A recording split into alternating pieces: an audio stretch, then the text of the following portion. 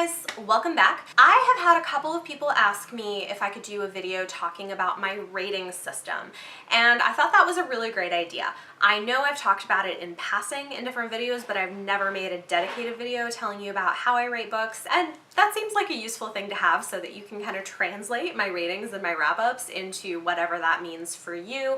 So let's go ahead and talk about it. It's funny, I actually filmed this video previously and I hadn't planned enough of what I was going to say, and so I rambled for like 30 minutes and I was like, okay, now that I've said all that stuff and sort of figured out how I rate books, let's try this again. So like a week later I'm coming back to film this again so that you guys can get a little bit more of a succinct discussion. So I do use a 5-star scale with half stars in between. In general, a few things. Number one, I do account for genre and age group. So that means that I am not going to be comparing a YA graphic novel to a work of literary fiction. Those just are like apples and oranges.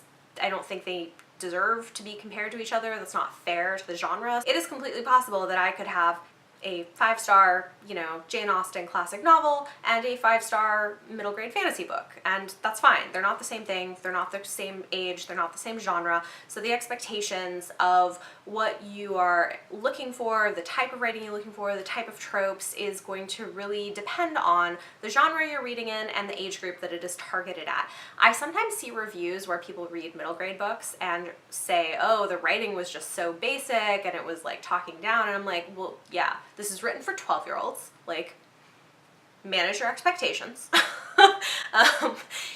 And so, yeah, kind of like give grace to various things depending on what the age of the book is, what the genre of the book is.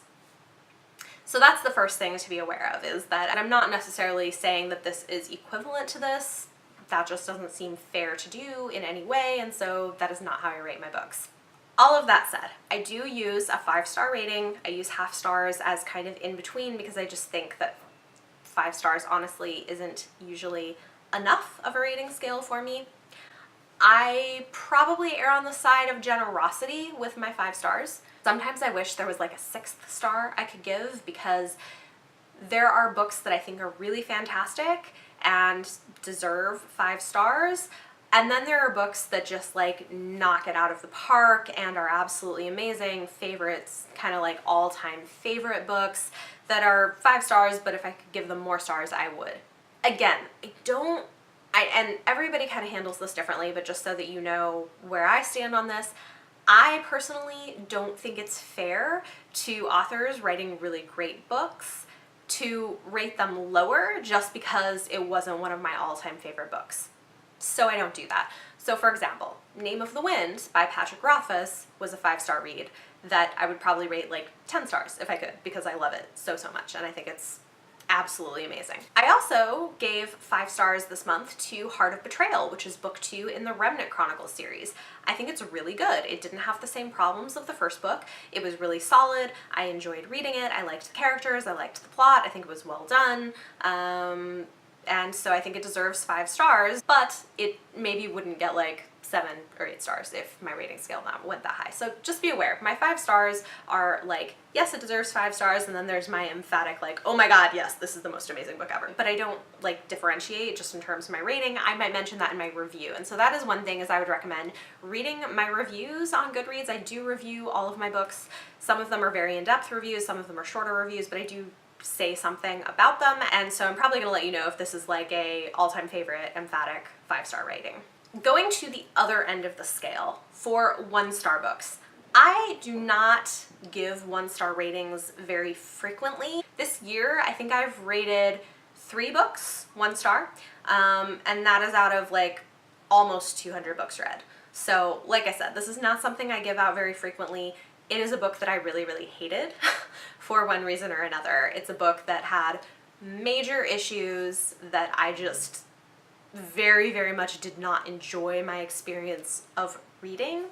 And that is one thing to take into account. I do factor my personal enjoyment into my rating. It's not the only thing that I factor in, but if I really enjoy a book, even if maybe there's a couple of plot holes in it, if I enjoy it so much that I don't really care, I might still give it 5 stars, even if technically it's imperfect. But a 1-star book is going to be something where there were significant problems with it and I really hated reading it. Yeah, basically is a 1-star book. A 2-star book is going to be something where there were major issues. Maybe I didn't enjoy reading it, but I could see some merit to it. Either parts of it were very well written, or I could see other people liking it, or I thought it was pretty poorly written, but I still enjoyed it. That's going to be like on the 2 to 2.5 star scale. A 3-star book can be one of 2 things. Either it's just fine. I didn't love it. I didn't hate it. It was good. It did what it needed to do. It was fine. I liked it. I didn't love it. It was fine. That is one type of 3-star book. Another type of 3-star book is a book where there were parts of it that were amazing and parts of it that were terrible, and I couldn't decide on a rating, and so I gave it 3 stars. So a good example of this recently was The Raging Ones.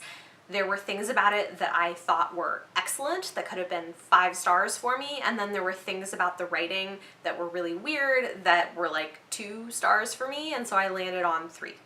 So those are kind of my 2 things that can come together in 3 stars. A 4-star book is a really good book. It's a very solid book. I loved it.